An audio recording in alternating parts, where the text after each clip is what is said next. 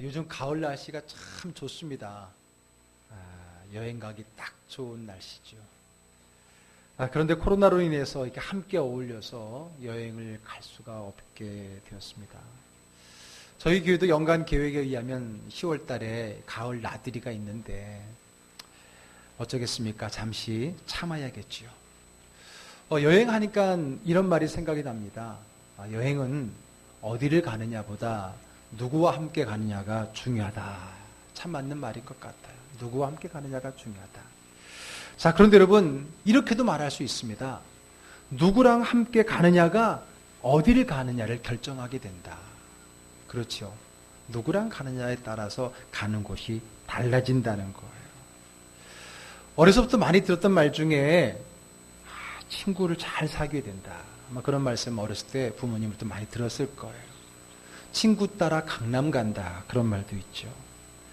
살아가면서 내가 누구를 만나느냐, 누구를 사귀느냐가 내 인생에 아주 중요하다는 겁니다. 아니, 그것은 지금 내 인생을 지금 이렇게 이끌어가고 있는 원인이 되기도 하는 겁니다. 조금 과장되게 말한다면요, 지금의 나는 지난날 내가 만났던 그리고 내가 함께한 사람들의 결과라고 하는 거지요. 저 개인적으로 한번 돌아보게 되면요, 저의 가정사를 본다면 제가 지금의 아내와 결혼을 하고 가정을 이룬 데에는 저를 서울의 어느 한 교회의 전도사로 소개해 준 친구의 역할이 있는 겁니다. 그 친구가 먼저 그 교회 중등부 전도사로 가 있었고요. 그리고 마침 고등부 전도사를 뽐달해 갖고 저를 소개하게 되고 제가 그 교회를 가게 된 거예요. 그래서 그 교회에서 지금의 아내를 만난 겁니다.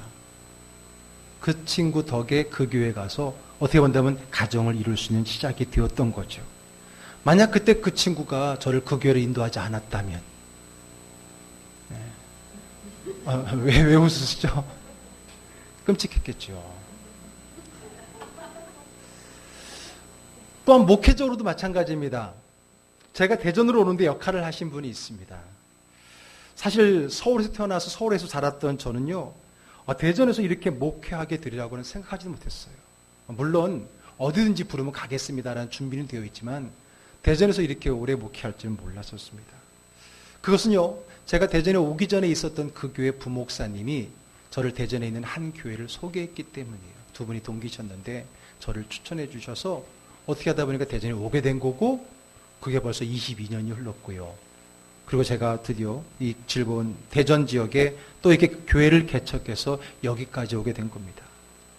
만약 제가 22년 전에 대전에 오지 않았더라면 어쩌면 지금 저와 여러분들의 만남 또한 없었을 것입니다. 그 바람은 또 어떤가요? 그래요. 오늘 나의 이 자리, 이 모습은 사실 지난날 내가 누구를 만났느냐, 누구와 함께 했느냐, 굉장히 중요한 그런 일들이 모여서 오늘 지금의 나의 이 자리가 만들어졌다라고 하는 거죠. 그렇다면 우리 앞도 마찬가지입니다. 우리 앞으로도 마찬가지예요. 지금 내가 누구를 만나냐, 지금 내가 누구와 함께하고 있느냐가 나의 미래를 결정하게 될 겁니다. 우리는 이번 달 새롭게 경험하는 이 재난의 시대를 살아가면서 잠시 분주한 삶을 멈추고 한번 우리 자신을 돌아보는 시간을 가지고 있습니다. 나는 누구인지, 나는 도대체 어디를 향해 가고 있는지를 살펴봤고요. 그리고 오늘은 이제 세 번째 시간으로서 나는 누구와 함께 그 길을 가고 있는지를 한번 살펴보려고 합니다. 자, 오늘 본문은 우리가 너무나 잘 알고 있는 이 야곱에 관한 이야기입니다. 야곱은 에서와 함께 이삭의 쌍둥이 아들이죠. 야곱은 동생입니다. 자, 그러나 아버지 이삭이 장자의 축복을 하는 과정 속에서 이 야곱이, 둘째였던 야곱이 엄마랑 짜고 첫째가 받아야 될 그 장자의 축복을 대신 가로채게 되어지죠. 그로 인해서 그 형 에서가 분노하게 되고, 그래서 지금 야곱은 형을 피해서 지금 도망하고 있는 겁니다. 물론 그가 가는 곳은 외갓집이 있는, 외삼촌이 있는, 라반이 있는 그곳 하란으로 가고 있습니다. 그러나 여러분, 그것은 그냥 이웃 동네가 아닙니다. 쉽게 오고 가는 동네, 옆 동네가 아니라 800km 이상 떨어진 먼 나라입니다. 요즘으로 말하면 야곱은요, 이민 3세입니다. 이민 3세. 할아버지 때에 이곳으로 이민을 온 거잖아요. 나그네 되어서 이곳에 와서. 그러니까 그는 이민 3세로서 이 땅에서 태어나서 이 땅에 살았어요. 그는 여기가 고향이고요. 여기를 떠나본 적이 없는 사람입니다. 특히 야곱은요. 그의 형 에서와는 다르게 엄마 품에서 고이 자랐습니다. 쌍둥이긴 하지만 일항성 쌍둥이였기 때문에 그의 영은요 달랐는데 에서는 성경에 보니까 터프한 상남자 스타일, 사냥을 좋아하는 그런 사람이었어요. 반면에 동생 야곱은 엄마 품에서 곱게 자란 어떻게 보면 그런 아이였었죠. 자, 그런 그가 지금 이렇게 큰 어려움을 당하고 한 번도 떠나보지 못한 그의 고향을 떠나게 되었던 겁니다. 더군다나 홀로 가보지 못한 곳, 언제 돌아올지 모르는 그 막역한 길을 걸어가고 있는 거죠. 얼마나 두렵고 얼마나 떨리겠습니까? 여러분, 우리가 좋아하는 찬양 중에 광야를 지나면은 찬양이 있잖아요. 제가 얼마 전에 한번 그 시리즈를 하면서 그 찬양을 우리가 많이 불렀던 기억이 있는데 그 가사를 잠깐 읽어볼게요. 왜 나를 깊은 어둠 속에 홀로 두시는지, 어두운 밤은 왜 그리 길었는지, 나를 고독하게, 나를 낮아지게, 세상 어디에 기댈 곳이 없게 하셨네. 광야에 서 있네. 자, 어쩌면 지금 야곱은 이 광야에 홀로 서 있는 자의 그런 마음일 겁니다. 광야에 홀로 외로이 서 있는, 기댈 곳이 없는 그의 마음의 어둠은 깊어만 가는 그러한 상태였지요. 고독, 외로움, 그리고 나그네가 느꼈을 그 두려움과 공포까지 그에게 있었을 겁니다. 여러분, 혼자 여행을 하는 것도 좋지만, 또 좋아하는 사람도 있지만, 사실 지금 야곱은 한가롭게 여행하는 게 아닙니다. 오히려 목숨이 위태로워서 죽기 살기로 도망하고 있는 거예요. 정든 고향을 떠나서 낯선 곳으로 가고 있는 겁니다. 그것도 언제 돌아올 줄 모르는 기약 없는 길이었던 거죠. 그러니 얼마나 쓸쓸하고 외롭고 두렵고 무서웠겠습니까? 그 길을 가는 어느 날, 날이 저물어서 나그네가 늘 그렇듯이 길가에 자리를 잡아서 돌을 베개 삼아 잠이 들게 됩니다. 그런데 그날따라 그 잠을 자는 가운데 꿈을 꾸게 되었죠. 자, 오늘 본문의 12절 말씀 읽어볼게요.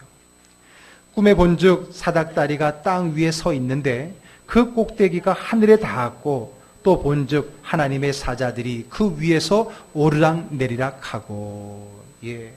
신기하게도 여기가 하늘과 맞닿는 통로인지 연결된 통로인지 하늘로 사다리가 나 있더니 거기에 하나님의 사자들, 천사들을 말하는 거겠죠. 천사들이 그 사닥다리로 하늘과 이 땅을 오르락 내리락 하고 있는 게 아니겠습니까? 더 놀라운 것은 그 사닥다리의 끝, 즉 하늘에서 하늘에 계신 그 하나님의 음성, 말씀이 들려오고 있는 겁니다. 야곱에게 직접 말씀하셨어요. 13절 읽어볼게요. 또 본즉 여호와께서 그 위에 서서 이르시되 나는 여호와니 너희 조부 아브라함의 하나님이요 이삭의 하나님이라. 내가 누워있는 땅을 내가 너와 내 자손에게 주리니. 예. 여러분, 그 말씀을 듣고 야곱은 깜짝 놀랐을 거예요. 왜 놀랐냐면 이제껏 하나님께서는 야곱에게 직접 나타나시거나 말씀하신 적이 없었거든요. 아니, 정확히 말하면 한 번도 그가 하나님을 직접 만났거나 하나님의 음성을 직접 들어본 적이 없었거든요. 솔직히 그동안 하나님은 아버지 이삭의 하나님이었고 할아버지 아브라함의 하나님이셨습니다. 그는 아들로서, 손자로서 늘 함께 예배를 드리게 했지만은 야곱이 직접 하나님을 만났거나 그분의 말씀을 들은 적은 없었습니다. 늘 아버지와 할아버지께서 말씀해 주시는 그 하나님의 말씀은 들었고 하나님은 늘 말씀이 하시며 우리와 함께 하신다는 말은 들었지만 직접 경험해 본 적은 없었던 거예요. 그리고 어쩌면 지금 아버지와 아버지 고향을 떠나는 순간 어쩌면 그 하나님도 떠나는 것 같고 그 하나님과도 멀어지는 것처럼 느꼈을 거라는 겁니다. 그런데 어떻습니까? 아버지 집에 고향에 있을 것만 같은, 거기에만 계실 것 같던 그 하나님이 지금 내가 가는 이 광야길에 그 자리에 계시다는 것을 확인했을 때, 그분이 거기에서도 내게 직접적으로 말씀하신다는 것을 체험했을 때 얼마나 놀랍겠고 얼마나 감격스러웠겠냐는 거죠. 놀라운 체험입니다. 여러분, 다른 사람에게 일어나는 일이 나에게도 일어날 때, 멀게만 느껴졌던 그 일이 나에게 일어나게 될 때 갖게 되는 그 놀라움, 그 설레임, 흥분됨이 있잖아요.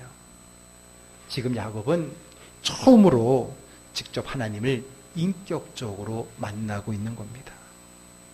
여러분, 부모님을 따라 다니는, 교회에 다니는 우리 자녀들이 있잖아요. 혹은 배우자나 혹은 다른 가족들을 따라 교회를 다니는 사람들. 처음에는 그 하나님은 그냥 우리 부모님의 하나님이고, 내 아내의 하나님이고, 내 남편의 하나님이고, 우리 형제 자매의 하나님일 뿐이었어요. 그러나 어느 순간에 내가 그 하나님을 인격적으로 만나는 순간, 그 하나님은 이제 나의 하나님, 1대1로 나와 관계하는 그 하나님이 되는 거예요. 추상적인 하나님이 실제적인 하나님이 되는 순간이고, 우리의 하나님이 나의 하나님이 되는 겁니다. 신앙은 바로 여기서부터 시작이 되는 겁니다.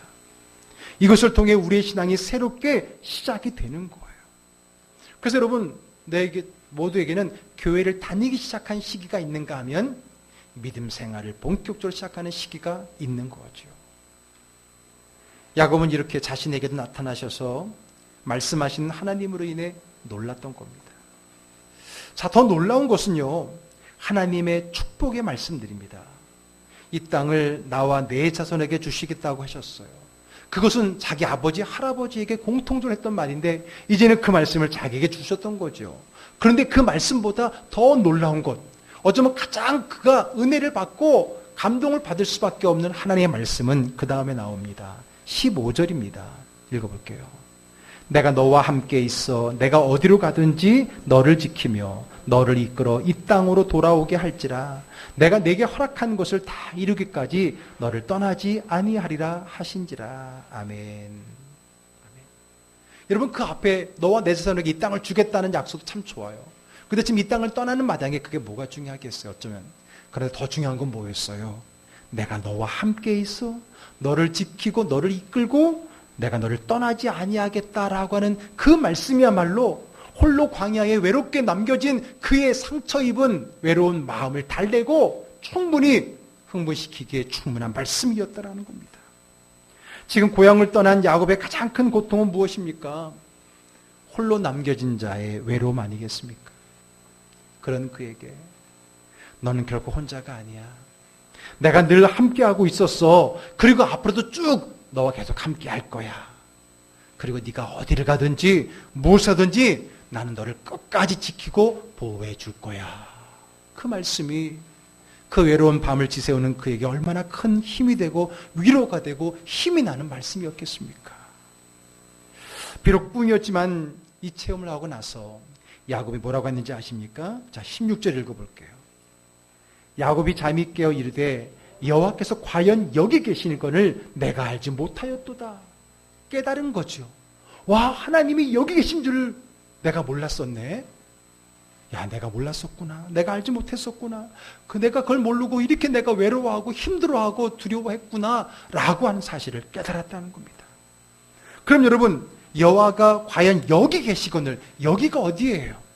여기가 어디예요? 그 이스라엘 지금 베델이라고 부르는 그곳을 얘기하는 겁니까? 물론 그 당시는 거기겠죠. 그러나 여기서 말하는 여기는 어디입니까? 내가 있는 자리예요. 나의 삶의 자리를 말하는 겁니다. 내가 있는 이 자리, 지금 나의 이 시간, 여기를 얘기하는 거예요. 지금 여기라니까 지금 예배드린 이 장소만을 얘기하는 게 아닙니다.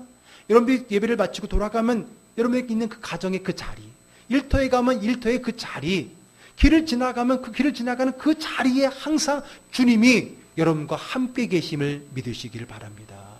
그 여기를, 그게 여긴 거예요. 하나님은요, 사실 한 번도 내가 있는 그 자리를 떠나신 적이 없었습니다. 내가 몰라서 그렇지, 내가 확인하지 못하고 깨닫지 못해서 그렇지, 하나님은 내가 주님을 알기 전부터 나를 아셨고, 나를 사랑하셨고, 나와 함께 하셨음을 믿으시기 바랍니다. 문제는 내가 몰랐고, 느끼지 못하고, 깨닫지 못한 거예요. 그러므로 여러분, 그것을 알고, 깨닫고, 느끼는 것이 믿음이고, 믿음 생활입니다. 다시요. 하나님이 나와 함께 계신다는 사실을 알고 깨닫고 그거를 느끼는 것이 믿음이자 믿음 생활이라고 하는 겁니다. 여러분, 빌립의 전도를 받아서 예수님 앞에 나온 제자가 나다나엘이라는 사람이 있잖아요. 가기 싫은데 나사렛에서 무슨 선한 것이 나겠어, 이런 편견을 가지고 있던 그를 빌립이 일단 한번 와봐, 그래서 예수님께로 데려갔어요. 별로 기대도 하지 않았어요. 근데 이상하게 예수님께서 마치 자기를 아시는 듯, 이전부터 알고 계시는 듯 얘기를 하는 겁니다. 그래서 그가 물어보게 되는 거예요. 예수님께서 말씀하신 거예요. 자, 요한복음 1장 48절 읽어볼까요? 나다나엘이 이르되 어떻게 나를 아시나이까? 예수께서 대답하여 이르시되 빌립이 너를 부르기 전에 내가 무화과 나무 아래에 있을 때에 보았노라. 우연히 무화과 나무 있을 때 봤어, 그 얘기가 아닌 거예요. 이 무화과 나무라고 하는 것은 그들에게는 기도의 자리예요. 하나님과의 만남의 자리거든요. 우리는 무화과 나무에서 뭐 했을까 궁금해하지만 이스라엘 사람들에게서 무화과 나무 아래에 있었다면 하나님과의 만남의 시간을 갖고 있었구나라고 그들은 생각하는 거예요. 그러니까 그런 배경을 알아야 좀 더 이해할 수 있겠죠. 그 말은 뭐예요? 내가 지나가다 너 기도하는 거 봤어, 그 얘기가 아닌 거예요. 이 말을 듣고 나다나엘은 그분이 하나님을 금방 알아본 거예요. 왜? 하나님과 나만 아는 그 은밀한 자리를 그분이 아신다면 그분이 누구겠어요? 그분이 하나님인 거죠. 하나님이죠. 그렇습니다. 하나님은 내가 그분을 알기 전부터, 내가 그분을 만났다고 하기 전부터 이미 나를 아셨고 나를 사랑하셨고 나와 함께 하셨습니다. 아멘? 아멘. 찬송가 90장의 가사를 보면요, 주 예수 내가 알기 전 날 먼저 사랑했네. 그 크신 사랑 나타나 내 영혼 거듭났네. 그 가사가 있잖아요. 자, 그 크신 사랑 나타나, 그 말은 뭐예요? 그 크신 사랑, 그분을 내가 만나고 닿았을 때, 그 사랑을 깨달았을 때 비로소 뭐예요? 내 영혼 거듭났네. 즉 내 믿음이 이제 본격적으로 시작이 됐다는 겁니다. 그러니까 나의 신앙의 본격적인 출발은요, 하나님과의 만남이에요. 1대1의 만남이라는 겁니다. 그러면 하나님이 그때 처음 내게 오신 건가요? 아니에요. 그 이전부터 항상 내 곁에 계셨어요. 내가 볼 수 없었고 깨달을 수 없었고 느낄 수 없었는데 어느 순간 그분이 보이고 그분의 말씀이 들리는 것, 그게 바로 주님과의 첫 만남이고 그때부터 본격적으로 내 영혼 거듭났네, 내 믿음의 시작이 되는 겁니다. 그러므로 여러분, 야곱 생각해 보세요. 모태신앙이죠, 흔히 말하는 야곱은. 그럼에도 불구하고 그가 오늘 하나님을 직접 만남으로 말미암아 그의 본격적인 신앙은 여기에서 시작이 되는 겁니다. 그리고 그의 삶은 오늘 이전과 오늘 이후의 삶으로 나뉘게 되는 거예요. 여러분, 이 세상의 역사를 기록하는 그 연도도요, BC와 AD로 나누잖아요. BC와 AD로 나누는 그 기준점이 뭐예요? 예수 그리스도의 탄생이죠. 이전에는 Before Christ, 주님 오시기 전, 이후는 AD, 이건 라틴어지만 안노 도미니, 주님의 시대라는 뜻이거든요. 그것을 나누는 기준은 예수 그리스도의 탄생이에요. 예수 그리스도를 만나기 이전과 이후를 역사를 나누고 있는 뜻인 거예요. 우리도 마찬가지죠. 저희 교회에서 세례를 받으면 꼭 간증을 해야 되는데, 그때 간증을 쓸 때 제가 팁을 드립니다. 어떻게 쓰느냐? BC와 JC와 AD를 써라. BC는 예수 만나기 전 삶, JC는 예수 그리스도를 만난 거, AD는 예수 그리스도를 만난 이후의 삶을. 이게 우리 간증의 패턴이거든요. 마찬가지입니다. 우리의 삶도 예수를 만나기 전과 만난 후로 나누게 되는 거예요. 이제 야곱의 삶은 오늘 28장 베델의 하나님과의 만남 이전과 이후로 나눠지게 되는 거예요.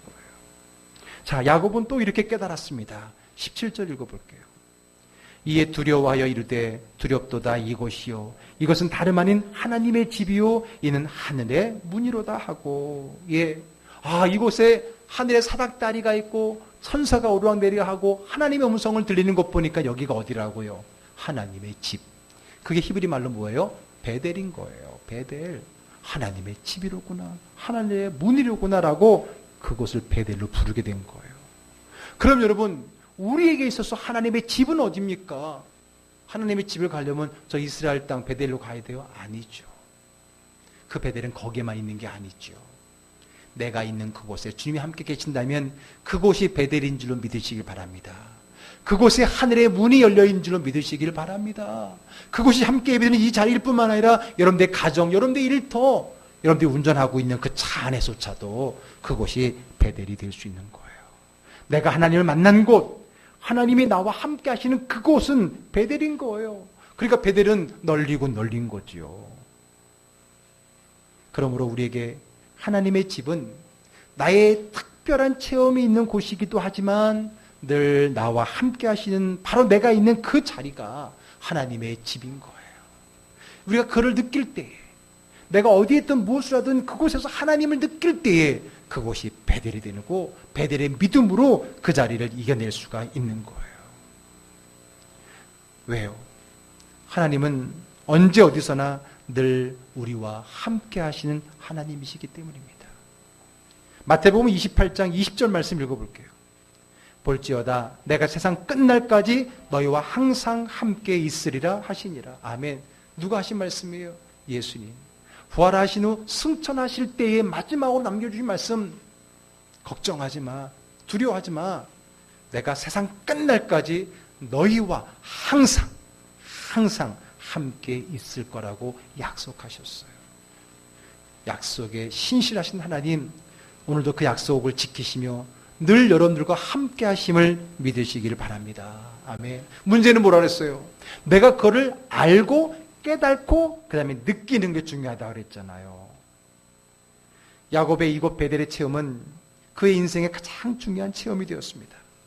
아, 그래, 나는 혼자가 아니야. 늘 함께 하시는 하나님이 계셔. 우리 아버지, 우리 할아버지와 함께 하시는 하나님은 이제 나와도 함께하고 계셔 라는 것을 깨달은 거예요. 그것을 가장 외롭고 힘들 때 하나님과의 만남을 통해 깨달은 겁니다. 여러분, 힘들고 어려울 때, 특별히 마음이 외로움을 느낄 때, 두려울 때 우리 하나님 나와 함께하고 있다는 사실을 깨닫는 순간, 느끼는 순간, 체험하는 순간 우리는 모든 외로움과 두려움을 능히 이겨낼 수가 있는 거예요. 코로나가 사라지면은 우리의 두려움과 불안은 사라질까요? 아니에요. 또 다른 어려움과 두려움의 것들은 많아요. 더 많아질 줄 몰라요. 그러나 어디에 있든지 무엇을 하든지 항상 우리와 함께 하시는 그 하나님을 알고 깨닫고 느끼며 살아갈 때 우리는 외롭지 않고 두렵지 않고 담대하게 힘있게 그리고 즐겁게 살아가게 되는 줄로 분명히 믿습니다. 뿐만 아닙니다. 오늘 이렇게 힘을 얻은 그 야곱이 나에게 힘을 주신 그 하나님 앞에 얼마나 감사해요. 그러니까 가만히 있을 수 없죠. 그래서 어떻게 합니까? 그가 제단을 쌓고 서원을 합니다. 자, 서원하는 말씀을 들어볼까요? 자, 자막에 뜨는 만큼 읽어볼게요. 여호와께서 나의 하나님이 되실 것이요 내가 기둥으로 세운 이 돌이 하나님의 집이 될 것이요 하나님께서 내게 주신 모든 것에서 10분의 1을 내가 반드시 하나님께 드리겠나이다 하였더라. 아멘. 여러분, 하나님이 이렇게 끝까지 나와 함께 하신다면 저도 가만히 있을 수 없죠. 저도 끝까지 하나님을 믿고 따르겠습니다. 이제 믿는 자의 본을 보이며 믿는 자의 삶을 살아가겠습니다 라는 그의 결단인 겁니다. 그래서 어떻게 했어요? 제일 먼저 제단을 쌓았잖아요. 자기가 베고 누웠던 그 돌을 제단 삼아서 거기다 하나님 앞에 예배를 드린 거예요. 그리고 늘 하나님과 동행하는 자의 믿음의 마음을 가지고 하나님 앞에 결단하는 거예요. 하나님이 저와 끝까지 함께 해주신다니까 저도 끝까지 하나님 놓치지 않겠습니다. 그의 결단과 고백이 여기에 들어가 있는 거예요.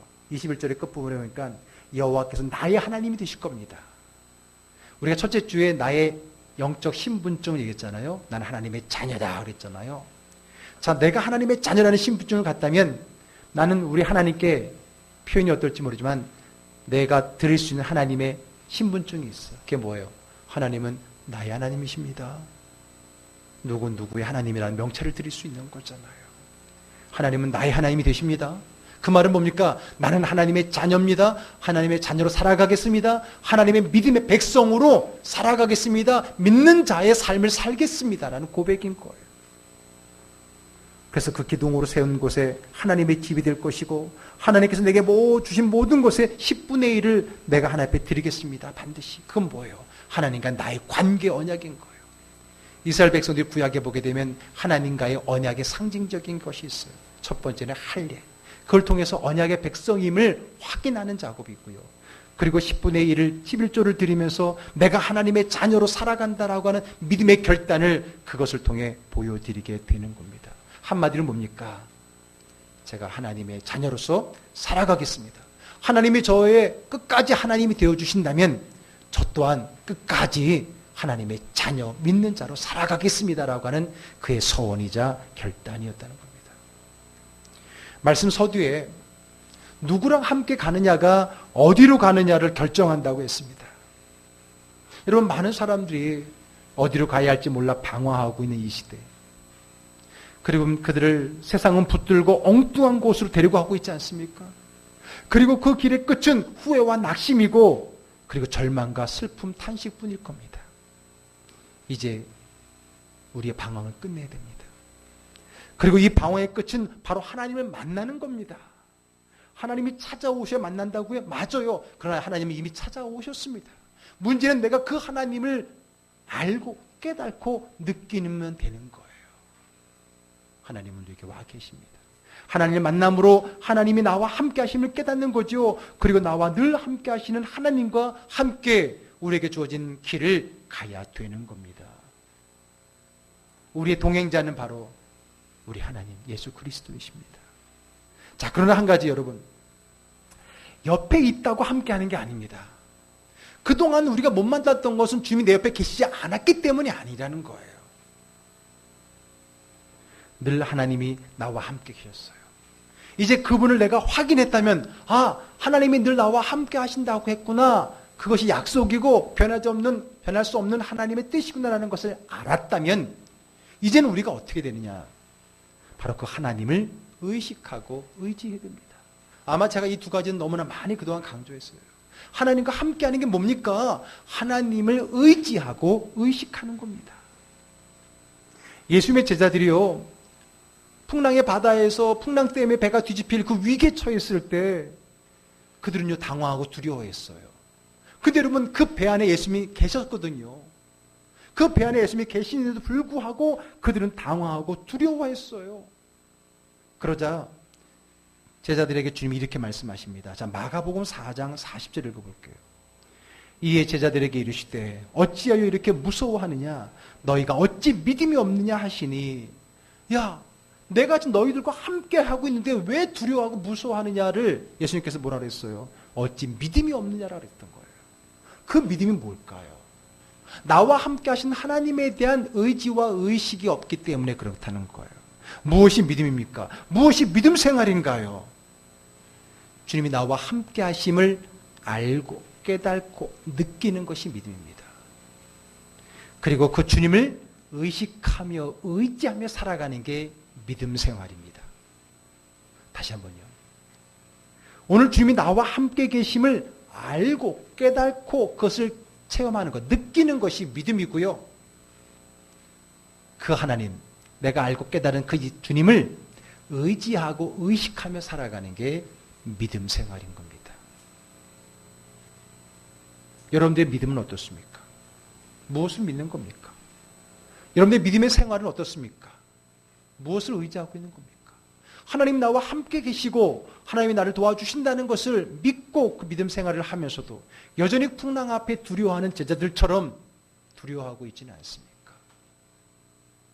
주님이 나와 함께 하신다고 했고 나와 함께 하실 뿐만 아니라 나를 지키시고 보호하시고 끝까지 나와 함께 하신다는 그 하나님 때문에 오늘 이 풍랑의 바닷속에서도 두려움 없이 기쁘게 노를 저을 수 있는 저와 여러분 되기를 주의 이름으로 축복합니다. 그것이 믿음입니다. 여러분, 야곱은 그나마 자기 친척 집으로 가는 여정이었었어요. 그나마 낫어요. 그런데 그 야곱의 11번째 아들인 요셉은 훗날 형들의 버림을 받아서 노예로 팔려서 애굽의 노예로 팔려가게 됩니다. 야곱은 그나마 친척 집을 반겨주는 집이 있었지만은 그는 반겨주는 집이 아니라 자기를 학대하고 부려먹는 자들의 집이었어요. 그러나 하나님이 늘 나와 함께 한다는 것을 알고 깨닫고 느끼고 체험하며 살던 그 믿음의 사람 요셉은요, 아무리 노예였을지라도 늘 하나님을 의지하며 의식하며 살았어요. 그래서 그는 늘 하는 일마다 하나님이 형통케 했다라고. 그 형통함을 보디발이 보았고 감옥에 갇혔을 때는 간수장이 보았다 그랬습니다. 그리고 그는 하나님을 의식했어요. 의지할 뿐만 아니라 의식한 겁니다. 의지라고 하는 것은 내가 필요할 때, 아쉬울 때 하나님을 찾는 거라고 한다면, 의식이라고 하는 것은 유혹이 올 때, 하나님이 좀 안 보셨으면 할 때도 하나님 나를 보고 계시고 있다는 것을 의식하는 걸 말합니다. 그렇기 때문에 그는 주인 보디발의 아내가 자기를 유혹했을 때에 내가 하나님 앞에 범죄할 수 없다. 왜? 하나님을 의식하기 때문에. 하나님을 의식하기 때문에 아무도 안 보는데 그냥 넘어가면 어때? 그냥 모른 척하고 그냥 못 이긴 척하고 받아주면 어때?가 아니라 자기를 함께 하신 하나님은 늘 나를 지켜보고 계신다라고 하는 것을 의식했기 때문에 하나님 앞에 범죄할 수 없습니다. 그것 때문에 내가 감옥에 가고 그것 때문에 죽을지언정 나는 하나님을 의식하는 나는 죄를 범할 수 없습니다 했던 것이죠. 그 결과 감옥에 갔지만 결과 모든 일의 결과 하나님은 그가 어려서 꾼 꿈대로 애굽의 총리로 만들어주시고 그의 가정의 가장 높은 아들로 만들어주셨던 것을 보게 됩니다. 사랑하는 즐거운 교회 가정 여러분, 여러분이 누구입니까? 어디로 급히 가십니까? 지난 2주 동안에 물었다면 여러분들은 누구와 함께 가고 있습니까? 누구랑 가느냐가 내가 어디를 가게 되느냐를 결정한다고 했는데 과연 여러분들은 누구랑 가고 있으며 그와 함께 가게 될 곳은 어디라고 생각하게 됩니까? 다른 건 몰라도 오늘 우리가 함께 가야 할 그분은 우리 주 예수 그리스도인 줄 믿으시기 바랍니다. 아니 그분이 늘 나와 함께 내가 알든 모르든 인정하든 인정하지 않던 원했던 원하지 않던 늘 하나님은 우리 주님은 늘 나와 함께 하셨음을 알고 깨닫고 믿으시길 바랍니다.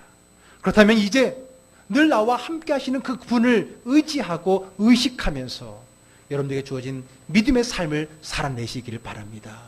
아무리 힘들고 어렵고 코로나가 아니라 더한 어떤 재난이 올다 할지라도 우리가 이 원리를, 믿음의 원리를 잘 안다면 우리는 어떤 환경과 상황 속에서도 변함없이 믿음 잃지 않고 끝까지 승리하며 살아낼 것입니다. 그러한 믿음의 삶을 함께 살아내고 우리 주님과 함께 믿음의 길을 걸어가는 저와 여러분 모두 되기를 주의 이름으로 축복합니다. 아멘. 자, 우리 옆에 좀 볼게요. 누가 보이세요? 주님 안 보이세요? 우리 구주님 소원 꼭 붙잡고, 물론 여러분 옆에 있는 그분도 또 함께 갈 거예요. 거기까지 말씀 나누면 더 길어지니까 그럼에도 불구하고 또 믿는 자들이 함께 연합해 가는 그 길은 더 복될 겁니다. 그런 믿음의 길을 함께 가는 우리 즐거운 교회, 함께 가면 더 즐거운 우리 교회 되기를 주의 이름으로 축복합니다. 기도하겠습니다.